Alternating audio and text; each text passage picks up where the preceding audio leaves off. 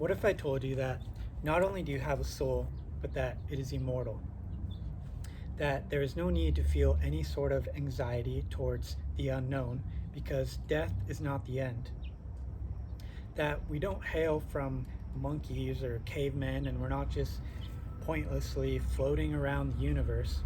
And what's more, that I can prove it to you and offer resources as I do every video, so you can verify the information for yourself through your own research.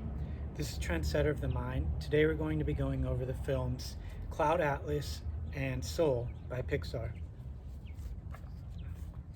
I would like to start with the Soul cartoon because the fact that this type of wisdom has to be conveyed through a childlike medium is ample evidence of how the aristocratic elite of this world, knowledgeable in all things occult, perceive us as fools that are incapable of grasping anything beyond the material plane. The equivalent would be the humiliation felt when someone who is your equal nevertheless talks down to you in a condescending manner using small words, pictures, and lots of hand gestures to get the idea across to beings such as you and I, who make up the lower serf class. This is because the master class, the global banking establishment, is well versed in what used to be considered common knowledge in the ancient world, as we find in the books of Plato, the Egyptian Book of the Dead, the Tibetan monks and their concept of samsara, and even the Celtic druids of Britannia, who all were familiar with the transmigration of souls. Nowadays, through societal engineering carried out by government think tanks on us, the unsuspecting masses, we have become out of touch with our spiritual side by design, where in this highly commercialized and industrial culture, we are considered woke if we believe in zodiac signs, which is really just a new age movement distraction and more than likely another CIA infiltration project. As is evident through films such as Cloud Atlas with Tom Hanks and Halle Berry, or Jupiter Ascending with Channing Tatum and Mila Kunis, or Infinities with Mark Wahlberg, and of course the many dog movies highlighting rebirth, such as A Dog's Purpose. The truth about being an immortal soul has been hinted at time and time again. Many of the examples I'm about to describe I expound upon at much greater length in my novels, such as Shamanism and Prophecy, Deja Vu and Reoccurring Nightmares, DMT and Ayahuasca from a scientific viewpoint, since this is the chemical surge released into the brain and bloodstream upon death. The value of lucid dreaming and astral projection and near-death experiences. I cover all this because one of the biggest misconceptions is that we have to be afraid to die, which is capitalized on by the rulers of a population. In a fundamental sense, even if you are a closed-minded believer in one or many gods whose faith will never be shaken, or a full-blown atheist who could be convinced if valid proof was offered, do you ever wonder how there are universal reports across all walks of life, incorporating tales of bright lights, unearthly beings such as angels, a tunnel, and other such fantastic descriptions? This is because there is so much more to this existence, and the reason we are not taught this in our school indoctrination camps is because it is not practical when all we are meant to do is menial tasks and pay taxes like the slaves we are, especially since the fear of death is one of the many powerful tools used against us in the arsenal of the elites. So then, you may question, why is there such diversity when it comes to the organized religions of man? To our rulers who know the difference between the esoteric and exoteric and have a working knowledge of the mystery traditions and occult philosophies, religion is the opiate of the masses. Religion is the opiate of the masses, meaning it is little more than a drug to concentrate our time and energy and divert it away from those who direct the populace. I'm not saying that religion is false, and many of them do contain a kernel of truth, which a lot of us can sense and is why we convert in the first place. But true spirituality has been hidden from us, along with the true history of humanity. Of course, at the forefront has arisen a new priest class that the rulers want us to respect, that of the scientists. Do you believe in the science of climatology or virology? Government sanctioned science, that is, that falls in line with the official politics of the day, because if you speak out against it, you might lose your job, even if you're accredited, even if you're a professor, PhD, have been at your university or college for who knows how long.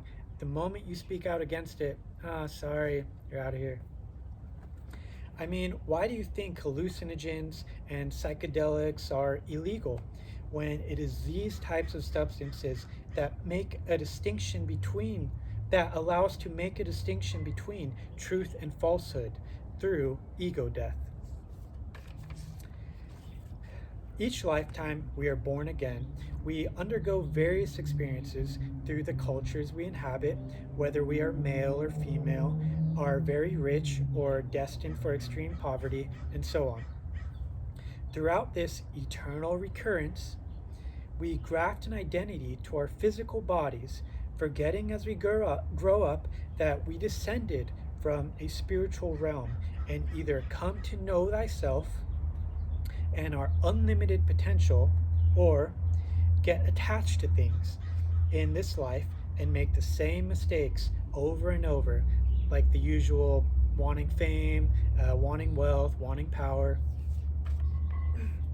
All of life is cyclical, and reincarnation is just a means of perfecting the soul every time we go around again. And usually we do this with a soulmate or soul group to help us and to test us. In essence, we are all one and are seeing the world through unique lenses. And it is possible for us to all unite in love, but it is the overseers of mankind that have devised ways to keep us inundated in our tribal, clan like instincts of separateness, comprised of leaders and followers.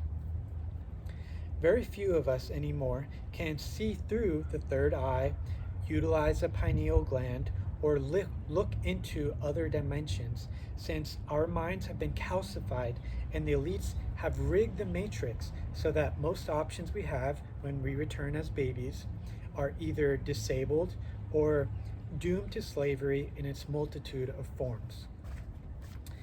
You can think I'm crazy for sharing this with you, but I have a feeling when we meet next, in the place between lives, we will remember everything and see how familiar it is and laugh, especially about entertaining ideals such as heaven or hell.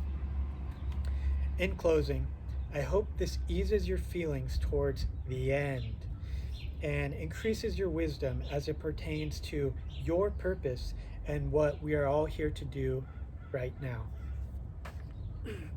The recommended reading for today, as I've already mentioned, the more historic sources if you want to look those up, but if you want something more contemporary, and again, this will be in the show notes, is Michael Newton, PhD. He's a doctor and he specializes in hypnosis, where he causes patients to recall past lives.